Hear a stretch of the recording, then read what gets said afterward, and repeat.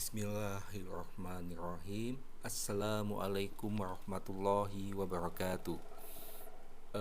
Kita akan belajar mengenai PKP, pengusaha kena pajak pedagang eceran. Ya.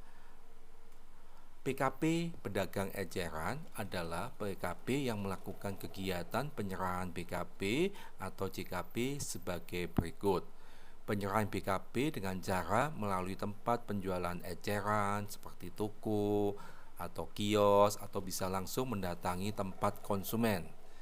Penjualan dilakukan secara eceran, dalam arti tidak ada pemesanan tertulis atau didahului dengan adanya lelang atau kontrak.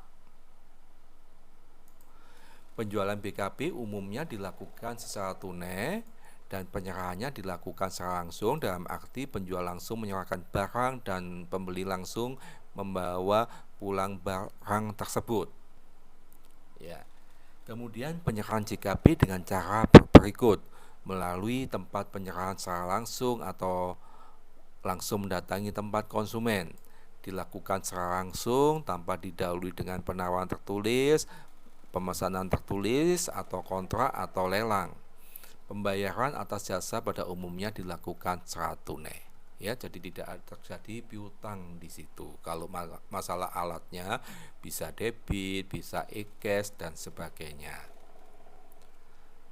Bidang usaha yang paling umum untuk PKP eceran ini biasanya supermarket atau toko besar, yang memang kegiatan penyerahan BKP yang dilakukan adalah penyerahan secara eceran. Biasanya supermarket, mart, ya, toko-toko besar yang mana dia memungut PPN, dan penjualannya, sistem penjualannya adalah eceran.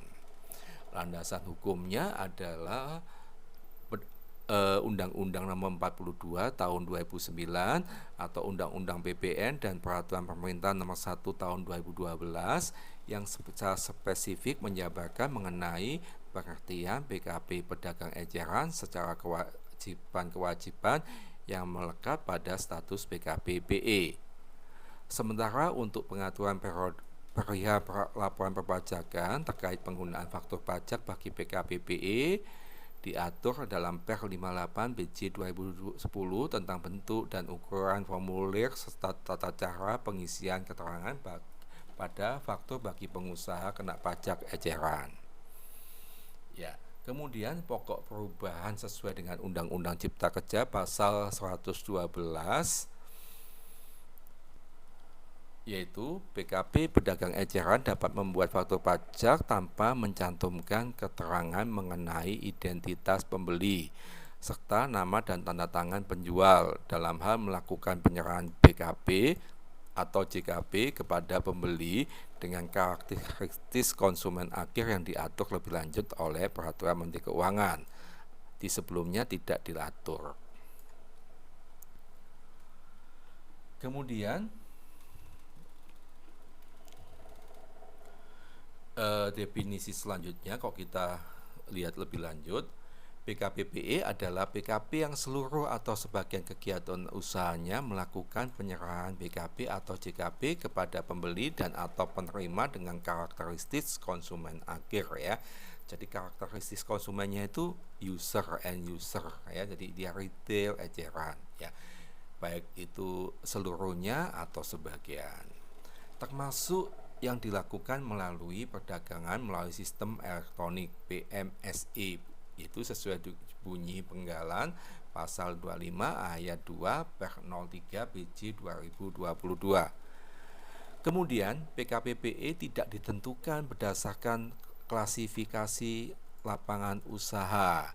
Jadi dia tidak ditentukan berdasarkan KLU-nya atau klasifikasi lapangan usaha, tetapi berdasarkan transaksi penyerahan BKP dan atau JKP kepada pembeli dengan karakteristik konsumen akhir. Nah, kemudian atas penyerahan tersebut, ya, mengenai faktur pajaknya itu bisa dibuat oleh PKP pedagang eceran berupa bon kontan, faktur penjualan, segi cash register, kwitansi, atau tanda bukti penyerahan atau pembayaran lainnya yang sejenis. Kemudian untuk dokumennya, untuk aksi PKPBE dapat berupa rekaman faktur pajak dalam bentuk media elektronik sebagai sarana penyimpanan data. PPN yang tercantum dalam faktur pajak merupakan pajak masukan yang tidak dapat dikreditkan bagi PKP pembeli, penerima jasa atas PPN yang tercantum tidak dapat dikreditkan.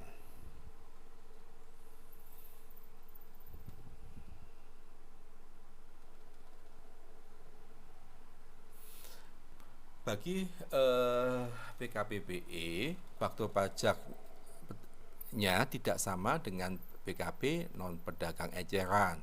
Sebab untuk PKPBE tidak memungkinkan untuk pembuatan faktur pajak standar ya, di mana faktur pajak dituliskan mengenai NPWP lawan transaksi tidak memungkinkan karena dia ecer ya, jumlahnya banyak dan biasanya nominalnya tidak besar, kecil-kecil pun dia terhutang PPN gitu lah. Jadi untuk PKPBE itu transaksinya eceran, maka faktur pajak yang digunakan adalah faktur pajak digunggung. Faktur pajak digunggung adalah dokumen pelaporan pemungutan PPN yang hanya digunakan untuk kegiatan penyerahan barang dan atau jasa yang tidak mewajibkan konsumen mencantumkan identitasnya. Jadi tidak mencantumkan identitasnya. Contohnya tadi yaitu supermarket, hypermart. Misalnya kita ke supermarket nih membeli sesuatu itu BKP. Kita tidak perlu ditanyakan dimintai NPWP atau dimintai KTP, langsung saja dilayani dan dipungut PPN. Jadi betul-betul mekanisme penjualannya itu adalah ke end user ya, ke pembeli akhir ya.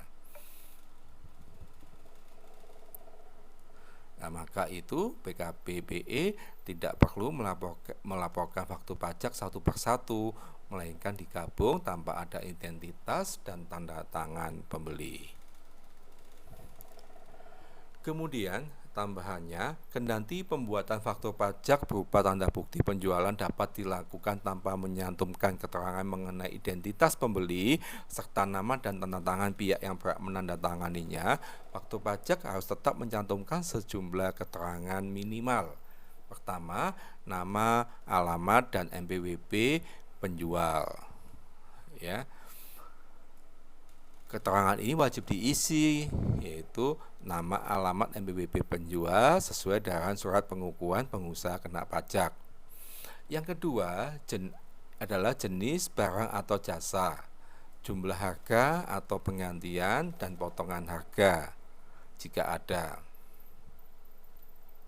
Nah, jenis barang atau jasa wajib diisi dengan keterangan yang sebenarnya atau sesungguhnya mengenai BKP atau yang JKP yang diserahkan. Ketiga, PPN dan PPNBM yang dipungut ya dapat termasuk dalam harga jual penggantian, harga jual atau penggantian, atau dicantumkan terpisah dari harga jual atau penggantian. Maksudnya untuk pemungutan PPN ini boleh include, misalnya harga jual adalah 111.000, itu include PPN, berarti DPP-nya 100, PPN-nya 11.000, atau dicantumkan terpisah, yaitu harga jualnya 100, nanti PPN-nya 11%-nya 11.000, maka totalnya adalah 111. Keempat, mengenai kode, nomor seri dan tanggal pembuatan faktur pajak dapat ditentukan sesuai dengan kelaziman usaha PKP pedagang eceran, jadi tidak terikat dengan faktur pajak standar yang mana ada nama, alamat pembeli, NPWP pembeli, kemudian kode seri faktur pajak, tidak, tapi ditentukan dengan kelaziman usaha PKP, yaitu misalnya kwitansi, segi cash register ya, bon kontan di istilah sebelumnya. Faktur pajak dibuat paling sedikit untuk pembeli BKP atau JKP serta arsip BKP pedagang eceran. Atas faktur pajak tadi yang berupa mungkin nota penjualan, bon kontan, invoice, ya kwitansi, itu dibuat, dicetak paling sedikit yaitu untuk pembeli pastinya dan penjual. Demikian mengenai PKB pedagang eceran ya. Semoga menambah wawasan, semoga bermanfaat. Terima kasih. Wassalamualaikum warahmatullahi wabarakatuh.